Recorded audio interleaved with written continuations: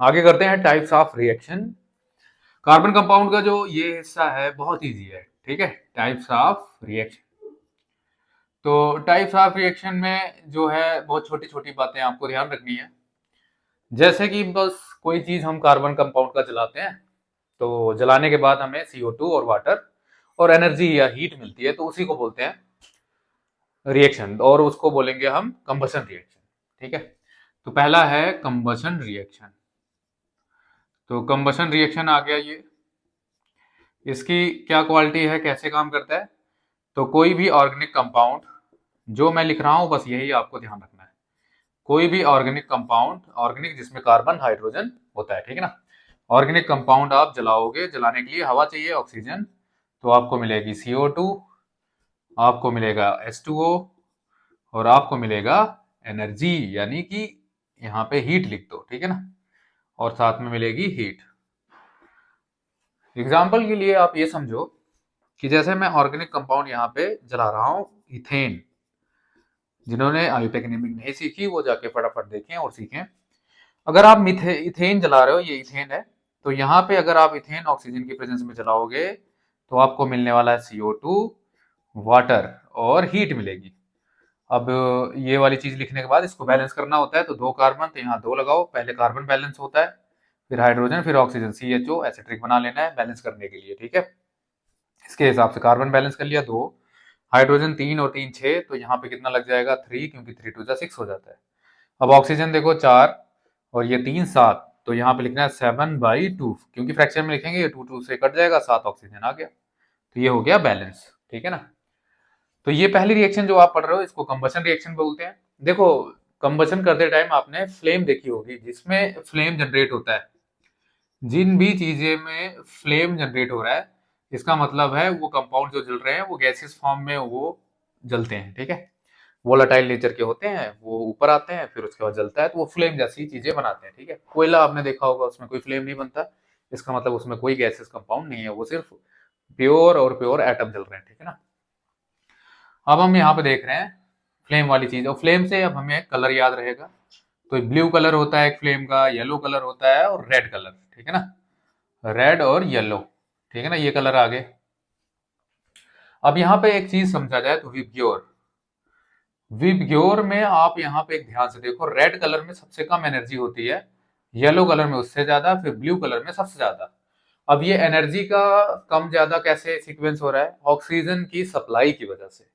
आप proper perfect oxygen दोगे तो फिर ब्लू कलर ले लो, आप थोड़ा सा ज्यादा मतलब कम ऑक्सीजन दोगे तो येलो कलर, बिल्कुल ही कम तो येलो कलर, रेड कलर। तो इस तरह से ऑक्सीजन के ऊपर डिपेंड करता है कि वो किस तरह का फ्लेम प्रोड्यूस करने वाला है।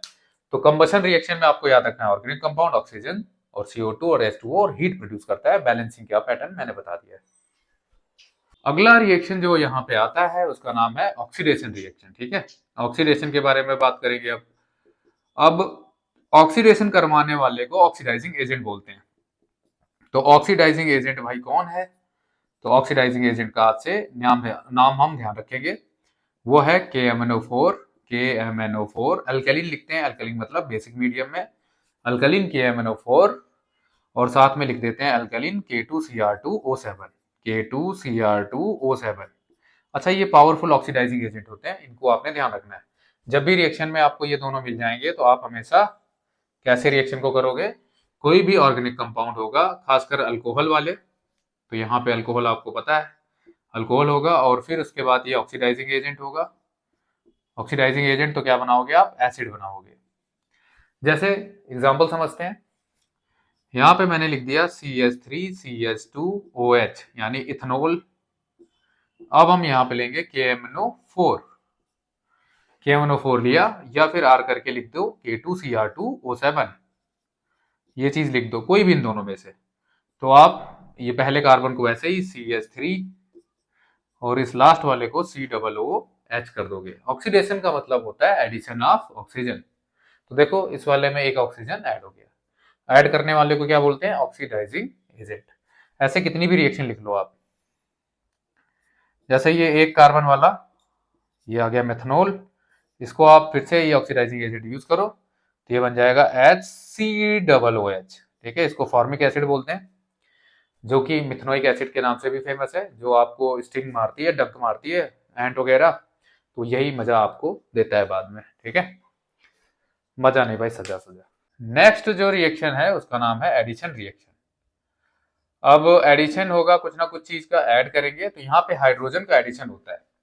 जो अनसैचुरेटेड कंपाउंड है, अनसैचुरेटेड का मतलब जिनमें डबल या ट्रिपल बॉन्ड होता है, तो अनसैचुरेटेड कंपाउंड में जब हम निकल के साथ, निकल मेटल के साथ उसको रिएक्ट कराएंगे हाइड्रोजन की प्रेजेंस में, तो यहाँ पे क्या बन जाएगा, ये सैचुरेटेड कंपाउंड बन जाता है। सैचुरेटेड मतलब जब उसमें सिंगल बॉन्ड या एक जैसे बॉन्ड हो जाए। जैसे डबल बॉन्ड यानी कि ये वाली चीज, ये आ गई इथीन, तो हाइड्रोजन और निकल की प्रेजेंस में इसको हम रिएक्ट कराएंगे, और यहाँ पे क्या बन जाएगा, CH3CH3, तो ऐड हुआ ना हाइड्रोजन का एडिशन, तो ये चीज बन गई। आपने जो वनस्पति घी यानी कि जो डालडा वगैरह खाते हो ना, सरसों मतलब तेल होता है, जो भी वेजिटेबल ऑयल है, वो चीज जो है इस वाले कैटलिस्ट के थ्रू बनाया जाता है, निकल और हाइड्रोजन के साथ अनसैचुरेटेड चीजों को मिक्स करके सैचुरेटेड कंपाउंड्स में कन्वर्ट किया जाता है। ठीक है ना, तो इस तरह से आप देख सकते हो यहाँ पे। और भी देखा जाए, हमारी बॉडी के लिए अनसैचुरेटेड फैट जो होता है वो एक तरह से खराब होता है, गड़बड़ होता है। ठीक है ना, लेकिन माना जाता है कि सैचुरेटेड भी कहीं कहीं गड़बड़ हो सकता है। अब आता है अपना लास्ट रिएक्शन। लास्ट रिएक्शन है अपनी सब्स्टिट्यूशन रिएक्शन।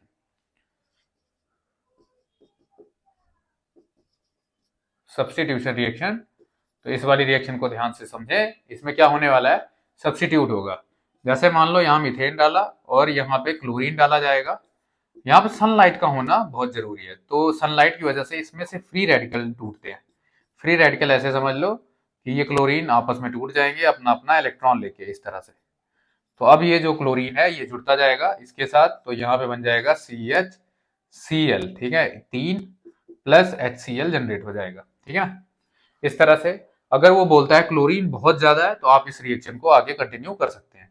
तो आप क्या करना है, हाइड्रोजन कम करते जाना है, तो 2 Cl, फिर एक बार रिएक्शन करानी है HCl साथ में, और क्लोरीन यहाँ पे, और सनलाइट भी। ठीक है ना, फिर से क्लोरीन और सनलाइट, तो आपने फिर से क्या करना है, यहाँ पे एक और कम कर देना है, तो CHCl3 प्लस HCl। अब इसको एक बार फिर से अगर क्लोरीन के साथ सनलाइट की प्रेजेंस में रिएक्ट कराया, तो CCl4 प्लस HCl। मतलब जब तक जितने हाइड्रोजन है सारे ना हटा दो, तब तक ये आप इस तरह से रिएक्शन करते जाओ। अब और एक एग्जांपल समझते हैं। ये तो चलो लंबी एक रिएक्शन हो गई। CH3CH3, क्लोरीन और सनलाइट, Cl2 और सनलाइट की प्रेजेंस में। तो अब आपको क्या करना है, यहाँ CH3 CH2 और Cl लग जाएगा यहाँ पे, प्लस HCl, ये रिएक्शन बन जाएगी। ठीक है, तो ये आपकी एनसीईआरटी की सारी रिएक्शन जो कि दी हुई है कार्बन एंड कंपाउंड्स में डन हो चुकी है। ठीक है।